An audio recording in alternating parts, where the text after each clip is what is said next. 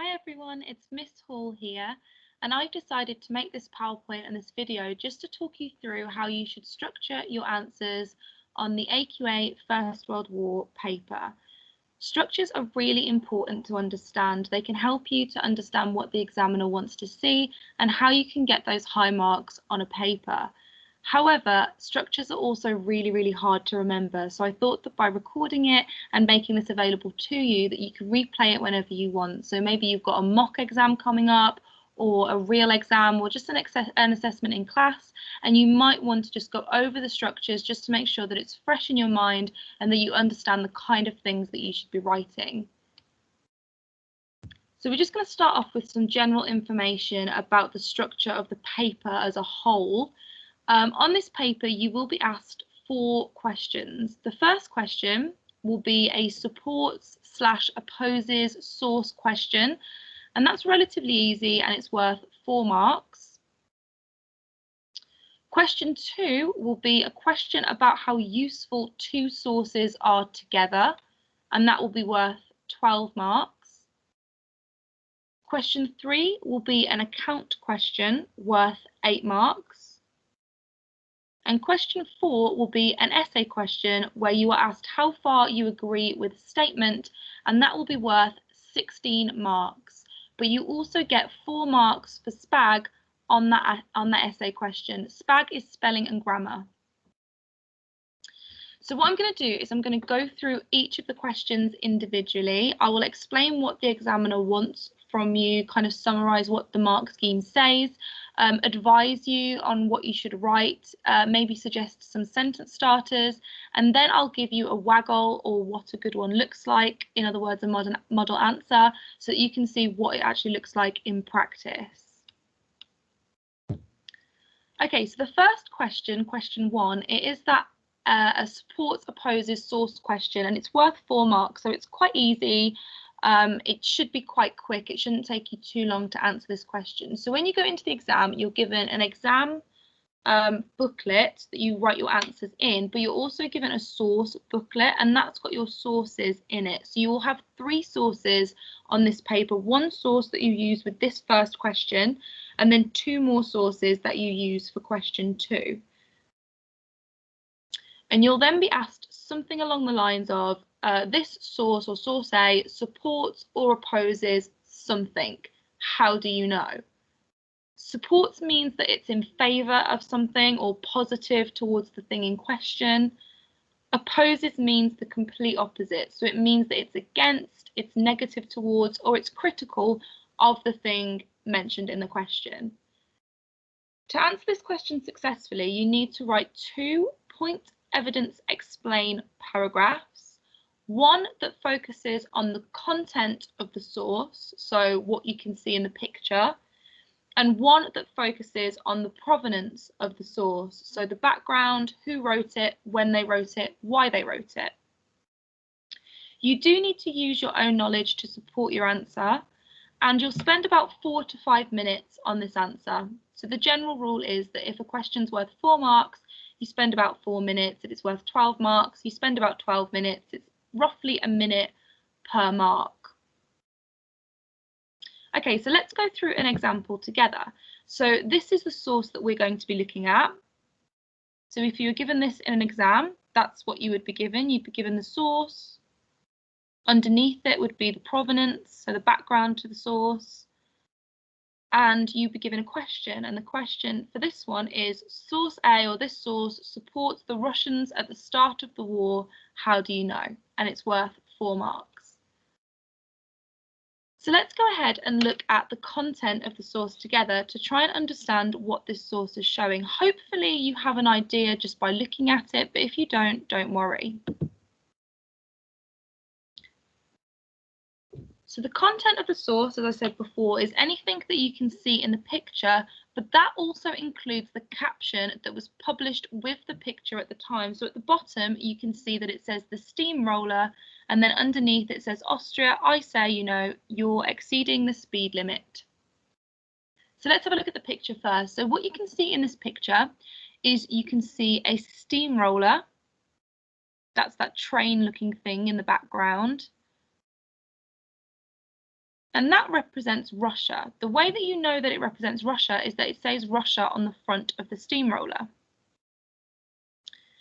So this imagery suggests that Russia is large, Russia is powerful, they're moving quite quickly, and they will crush whatever is in their way. In the foreground, you can see a man. That's actually Franz Joseph, who was the leader of Austria-Hungary at the time, but it just represents Austria-Hungary in general. So that's Austria-Hungary. You can see that they are running away from Russia in a panic. You can see they're in a panic because their face looks shocked, they're pointing, their hat's fallen off. And what that suggests is that Russia is coming towards Austria-Hungary and has the potential of crushing them, that Austria-Hungary is struggling to hold Russia back. As I said before, the caption says the steamroller, and it says underneath it Austria, and then it's quoting Austria, and it says, "I say, you know, you're exceeding the speed limit." This means that Russia was expected to be a lot slower at the start of the war, and that Austria-Hungary wasn't expecting them so soon, so they're going too fast. From our knowledge, we know that according to the Schlieffen Plan, Germany thought that Russia would take about 6 weeks, but they actually took 10 days. So Germany would have told Austria-Hungary not to expect Germany for Germany would have told Austria-Hungary not to expect Russia for 6 weeks, but Russia turned up after 10 days. So that's why Austria-Hungary looks a little bit surprised and is saying that Russia is exceeding the speed limit or going too fast. So that's the content of the source. Let's now look at the provenance. So the provenance of the source is the background of the source. So who wrote it, when, why. This will always be written at the bottom of the picture, if it is a picture source, or at the top of a written source. And it's really, really helpful as it often gives you a bit of a clue and explains a bit of the source for you. So for this one, for example, look, even if you couldn't see that the front of that steamroller said Russia, it says in the provenance, the front of the steamroller says Russia, so it would give you a bit of a clue about what you should be writing about. So the provenance of this cartoon is that it says it's a British cartoon from September 1914, and again the front of the steamroller says Russia, but the important parts are that it's British, so Britain is Russia's ally. So straight away, if you're being asked why this source supports Russia, you'll be thinking, okay, well, it's British, Britain was in the Triple Entente with Russia, that was signed in 1907. Obviously they would want to support their ally. Also, it's from September 1914.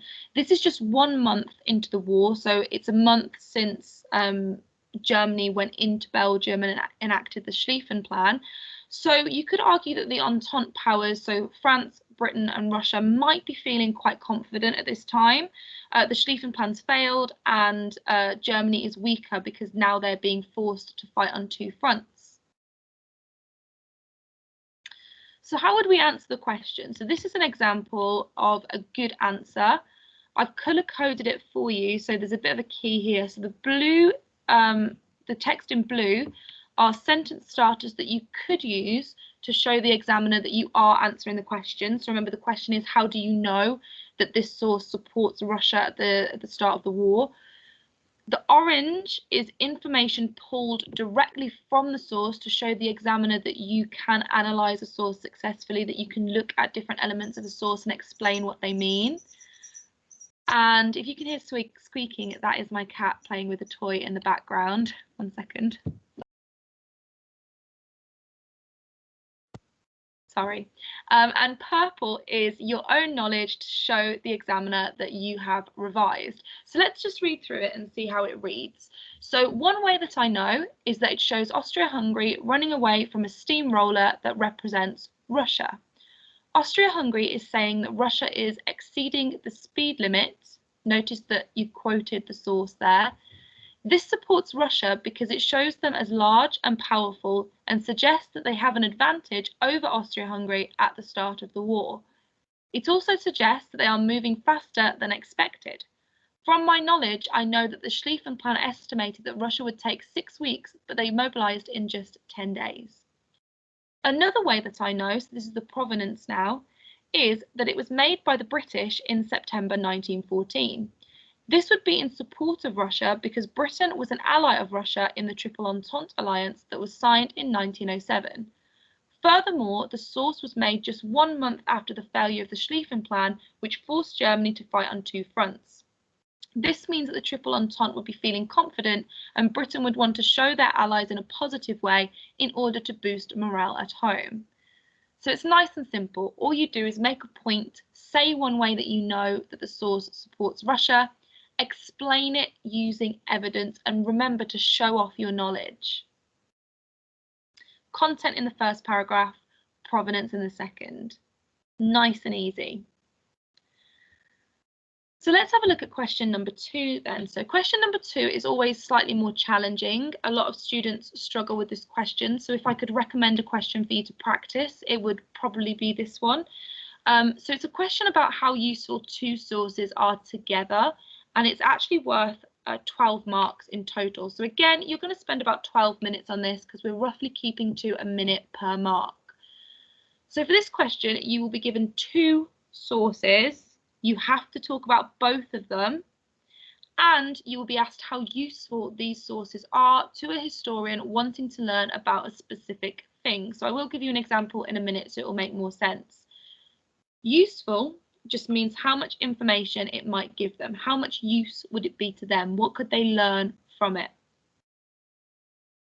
So different teachers teach this differently, so just listen to your teacher, but roughly you're going to write about 3 to 5 paragraphs. I'll explain that in a bit more depth in a minute. I recommend probably 5, but some children prefer to write 3. That's okay, I'll explain it in a second. You need to talk about both content and provenance. So the content of the source and the background of the source, where it comes from, who's writing it. You need to use your own knowledge to support your answer. You can mention limitations for this source, but it should only be about a sentence or 2. Your focus must be on why the source is useful. You get more marks for saying why the source is useful than why it isn't useful. Please don't focus on why the source is not useful. Okay, so let's have a look at an example. So we'll look at the 2 sources first. So this is the first source, source B, and it's an article written in a British newspaper, the Daily Chronicle, in August 1915. The journalist that had written this article had visited the Western Front several times to report back on his findings. And what he wrote was this: everywhere there are trenches, barbed wire, machine guns where they are least expected, and all the complicated arrangements for defence. The trenches are very deep, very narrow, and very wet. Streams of water run at the bottom. And this is the second source. So have a look at the picture. And this is a painting by Canadian artist William Barnes Woolen of Canadian troops fighting on the Western Front in May 1915. At the end of this specific battle, only 150 Canadian soldiers remained alive. Okay, so let's have a look at the kind of question you might be asked about these 2 sources. And let's have a look at a model answer of how you would answer it. So the question is, how useful are sources B and C to a historian studying trench warfare in the First World War? Use both sources, so important that you do that, and your own contextual knowledge. So you need to support this answer with your own knowledge. So this is what I mean about the paragraph. So you could either talk about source B all together in one paragraph, so content and provenance in one, then talk about source C, content and provenance in one if you want to. You could do source B content, source B provenance. You could do source C content, source C provenance, or this one's actually got a couple of sentences about limitations as well, so it's even more divided. It doesn't really matter too much as long as you're getting all of the stuff in. But what I would do is I would structure it source B, content, provenance, short sentence about limitations or 2 sentences maximum, source C, content, source C, provenance, little sentence about limitations. But remember, the focus needs to be on why the source is useful. So in terms of the key, it's slightly different this time. So blue, sentence starters to show the examiner that you are answering the question. I'll come back to that in a second. You'll see that all the way through. The answer actually sounds quite repetitive, but that's a good thing because you're constantly going back to the question and telling the examiner, look, I'm talking about why it's useful. Orange is, again, information pulled directly from the sources to show the examiner that you are analysing the source, you're using the source. Purple is own knowledge to show the examiner that you have revised. And then pink this time is own judgments and opinions to show the examiner that you are capable of forming a judgment about a source. So let's read through it. So we're going to start with source B. So source B would be useful to a historian because it says that there were trenches, barbed wire and machine guns on the Western Front for defence. So straight away notice that I've quoted from the source. If you are given a written source, quote from it, please. So important. It's a surefire way to show the examiner I've recognised that this part of the source is important and I'm going to explain why. Okay, so make sure that you're quoting from the source. This would be useful because it could tell a historian something about the kind of defences and equipment that was used. From my knowledge, I know that trenches were built for defence after the Battle of the Marne ended in a stalemate in 1914. Source B also says that the trenches were deep, narrow and wet. This could be useful to a historian because it could give them an idea about trench conditions. From my knowledge, I know that the trenches were often waterlogged and that this led to a lot of soldiers getting trench foot. This is a disease where the tissue of the foot rots. So what have you done in that paragraph? You've described what the source shows, you've explained why it's useful, and you've included some of your own knowledge there. Source B, provenance then. So source B is useful because it was written by a journalist that had travelled to the Western Front several times. This would be useful because they would have seen the trenches firsthand, meaning that the information might be reliable. The source was also published in a British newspaper. This would be useful because it could tell historians the kind of information that would have been given to the British public about the war. However, the fact that it was published in a British newspaper might also make it less useful, as they might have withheld some information to keep morale high. Also, it was written just 1 year into the war and trench conditions had worsened considerably by the end of the war in 1918. So see how that limitations is really, really short. What I've done is I've focused on why the source is useful. A really easy way of doing that as well is if you get a British source, for example, you just write down the source is made by the British. This is useful because it could give a British perspective and then explain it. So what I've said here about it tells you the kind of information that was given to the public about the war. It's really easy to kind of switch something that you might think is quite negative. You might think, well, it could be biased. It could be just the British opinion of it. You can really twist it to make it useful, if that makes sense. So instead of saying, however, the source might not be useful because it could be biased, because it might only give a British point of view, you can say the source would be useful because it gives historians a really nice idea of the British perspective of what was happening. Do you see what I mean? So you kind of twist it so that you get the marks, even though you are analysing the same thing. So let's move on to source C now. So source C is useful because it shows Canadian forces fighting in trenches on the Western Front. This would be useful to a historian because it would tell them that countries like Canada fought alongside Britain because they were part of the British Empire. From my knowledge, I know that the Canadians supported the British at attacks such as Vimy Ridge. The source also shows some of the weapons that were used, including machine guns and rifles. From my knowledge, I know that artillery, grenades and poisonous gases were also used. Source C was made by a Canadian painter, William Barnes Woolen, in May 1915. It shows a battle that ended with only 150 Canadian soldiers still alive. This would be useful to a historian because it shows that artists like Woolen made paintings to commemorate the soldiers that died in the war. However, this source might be less useful because it was made to show the bravery of the Canadian troops in the battle, so a lot of information could be missing. For example, it does not say which specific battle this is.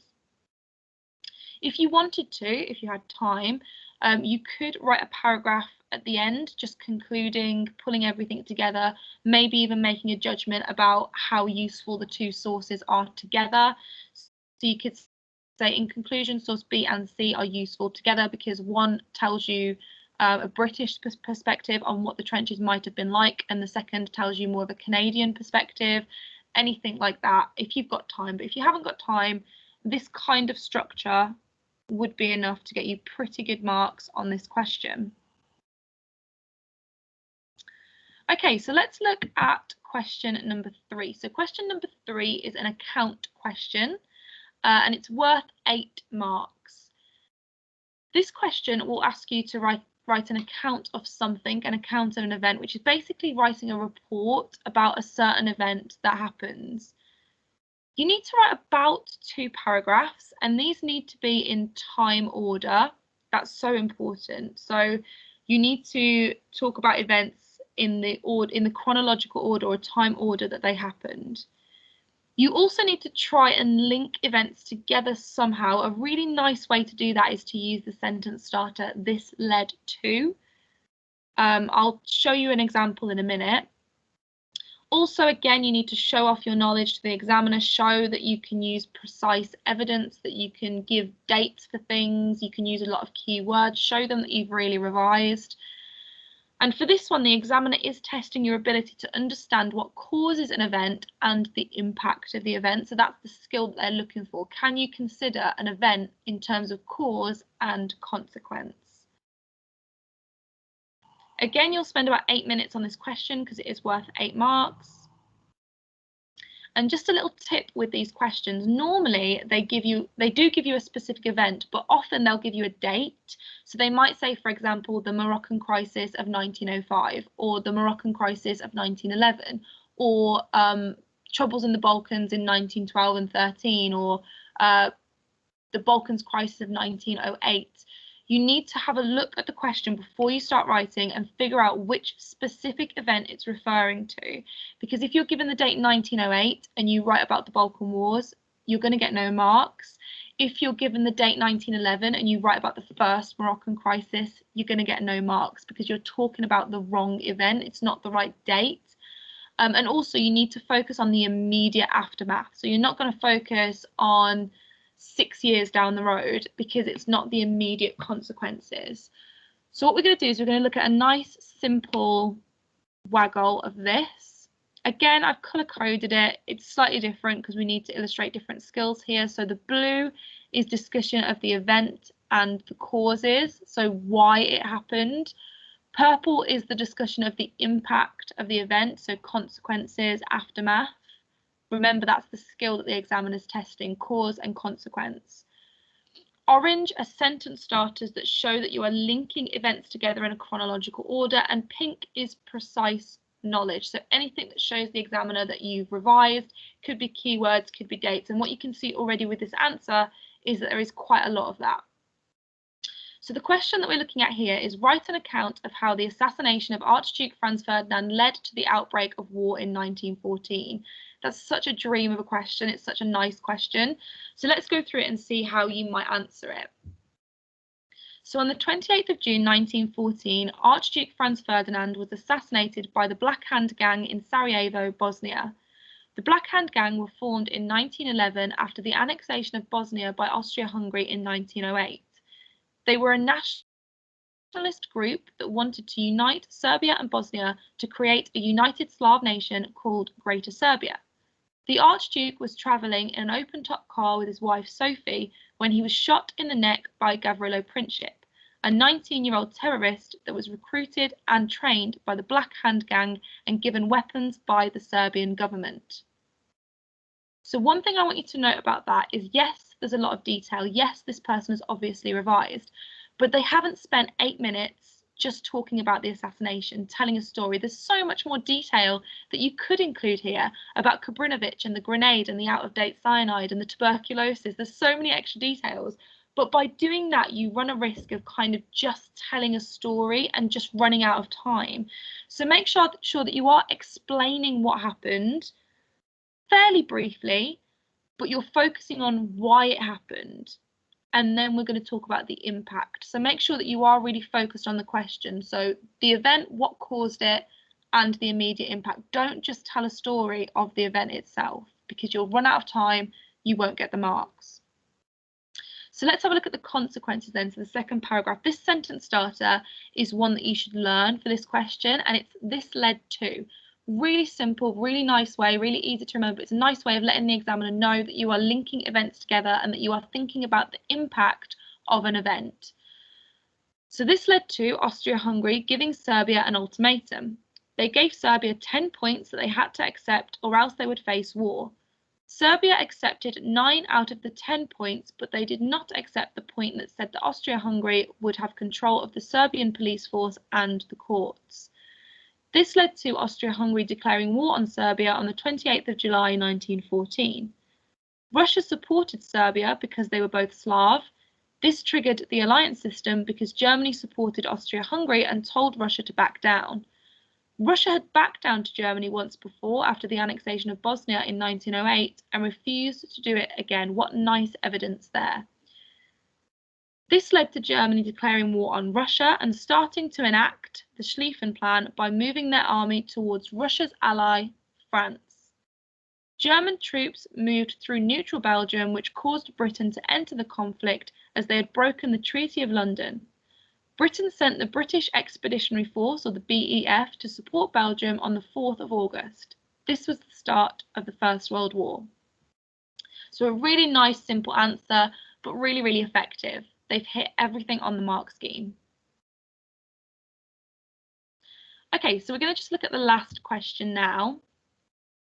So the last question is an essay question. You're given a statement and you're asked how far you agree with that statement. It's worth 16 marks and you also get 4 marks for spelling and grammar. So SPAG marks includes the use of keywords, it includes use of paragraphs, simple things like capital letters for countries is so important. You can get yourself marks just by spelling keywords correctly, using paragraphs and remembering just simple things like capital letters for names for countries.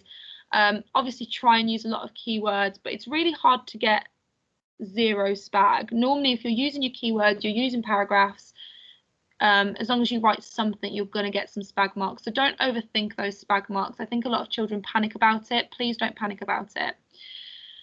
Okay, so again, as I said, you'll be given a statement and asked how far you agree with it. If you struggle with timing, you could start with a really brief introduction where you make a judgment before you go into talking about the first factor.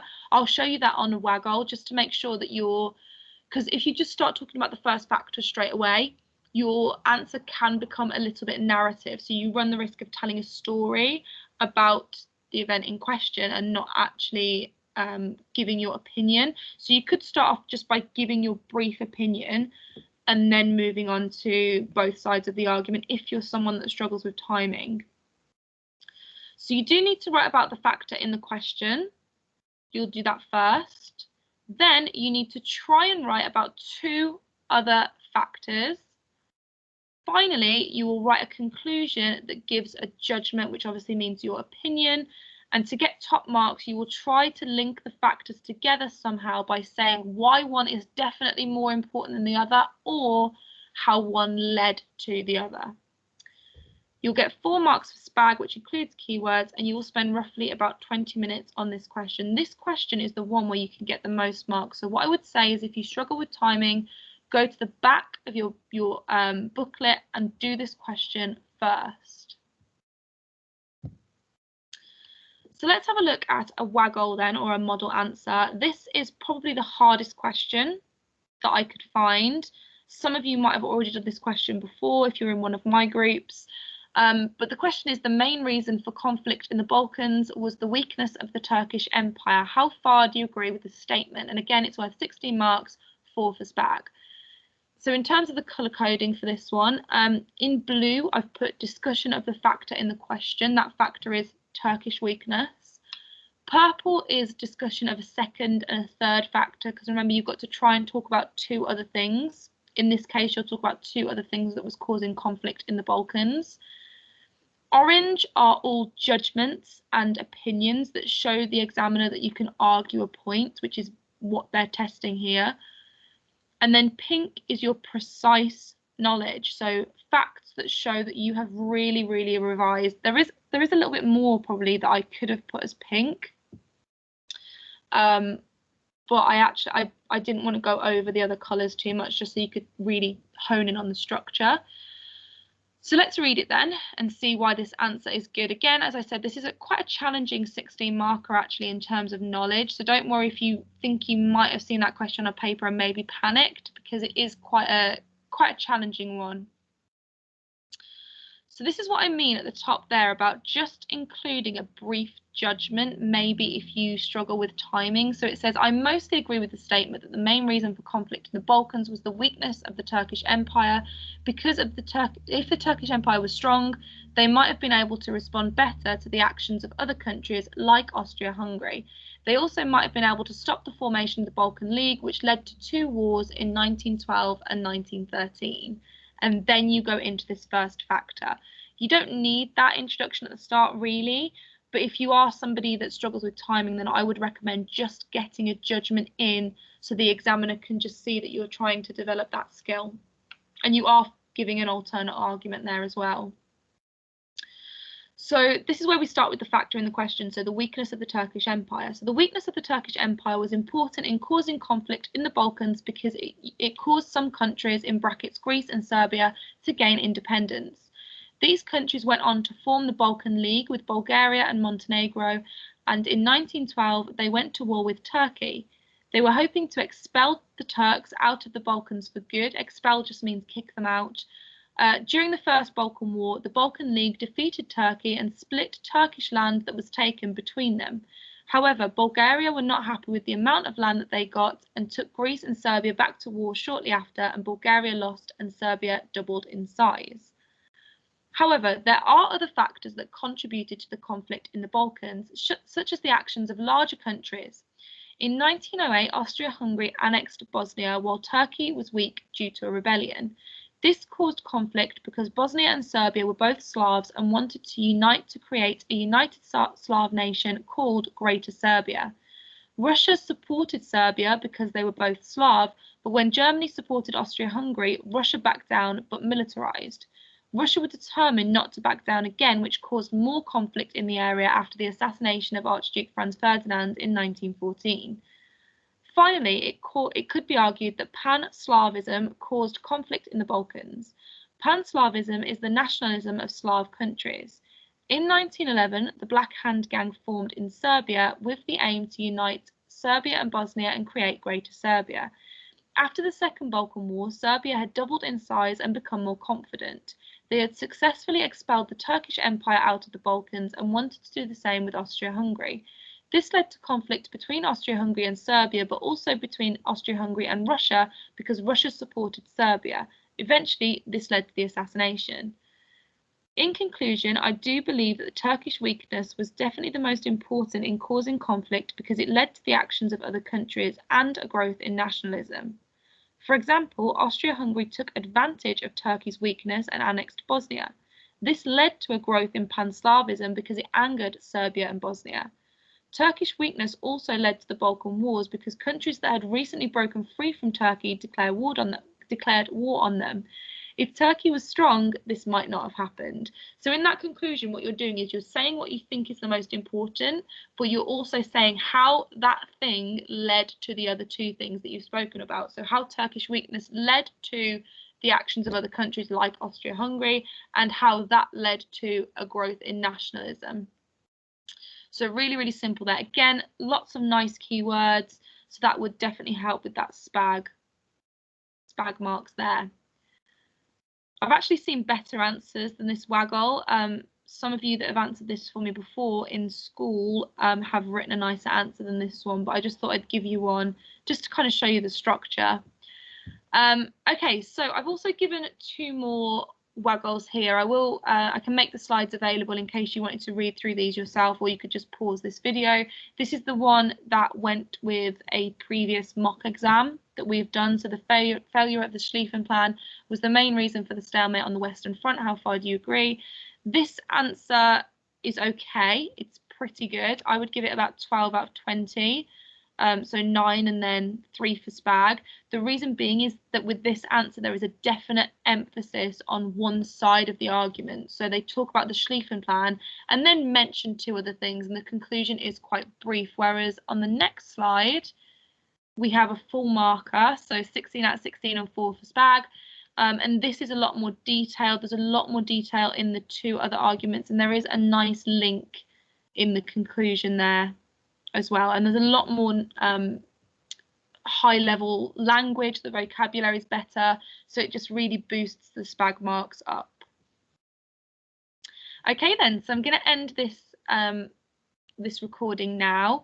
If you need anything, please contact your class teacher. They'll be able to elaborate further, but hopefully that gave you a bit of an idea about how you should answer some of these questions. Thanks, bye.